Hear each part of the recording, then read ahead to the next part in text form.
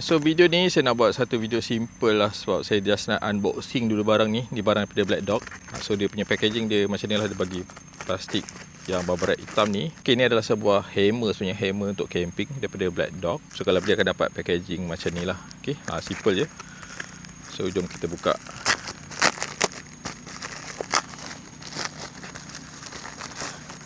So kalau beli akan dapat ni, dia punya hammer dia. Hammer dia plastik. Sebelum ni saya gunakan hammer camping yang jenis besi, tapi yang ni first time saya gunakan yang plastik. Saya pun tak sure sama ada dia betul-betul function ke tidak, tapi dari segi berat masih lagi okey. Setakat kalau korang nak ketuk pack yang tak heavy duty, yang normal pack ataupun sand pack, yang ni dia sesuai.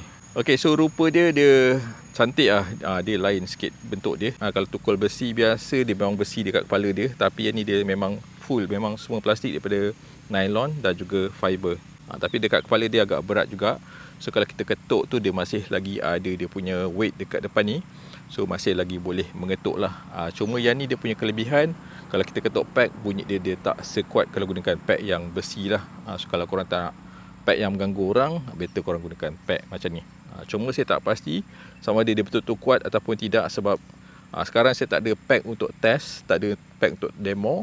So pasti dia masih lagi function, tapi dia depends pada pack yang kita gunakan dan juga ground yang kita nak pack paku tu ataupun pancang tu. So dari segi design pada saya memang nice. Dia nampak tactical. Dekat sini dia ada logo Black Dog. Nampak memang cantik lah. Lepas tu bahagian dia punya tempat pack pun dia ada macam grid macam ni. Maksudnya dia non-slip lah. Maksudnya kalau kita pack, dia akan stabil lah dekat sini. Dia tak mudah licin. Sebab dia ada macam grid kat sini. Nampak? So pegang dia pun just nice. Dia tak kecil sangat. Dia memang masih lagi sedap dipegang lah. Even dia punya size pun agak panjang. So nak pegang, better pegang yang bawah sikit macam ni. So kalau kita pack, kalau kita hayun macam ni, masih lagi terasa lah dia punya berat dekat kepala ni. So dekat bawah ni dia ada satu cangkuk.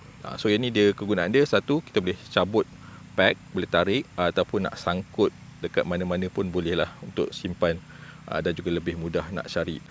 So cuma video ni saya tak dapat nak test. Nanti next video nanti saya akan cari pack untuk try demo beberapa jenis pack, sama dia betul-betul function ataupun tidak. Tapi pasti dia masih lagi boleh guna lah. Bila ketuk-ketuk macam ni, dia masih lagi terasa berat dekat sini. Tapi dia depends pada pack yang kita nak guna dan juga dekat mana yang kita nak pack.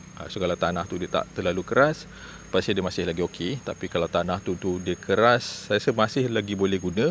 Cuma kena ada extra effort sikit, sebab dia tidak seberat pack yang jenis besi, tapi masih lagi boleh digunakan. Dia punya kualiti pasti memang menarik lah. Dia punya design dia kemas, kualiti binaan dia pun cantik, pegang pun selesa, harga dia pun tak mahal sangat. So kalau korang berminat, boleh dapatkan dekat link.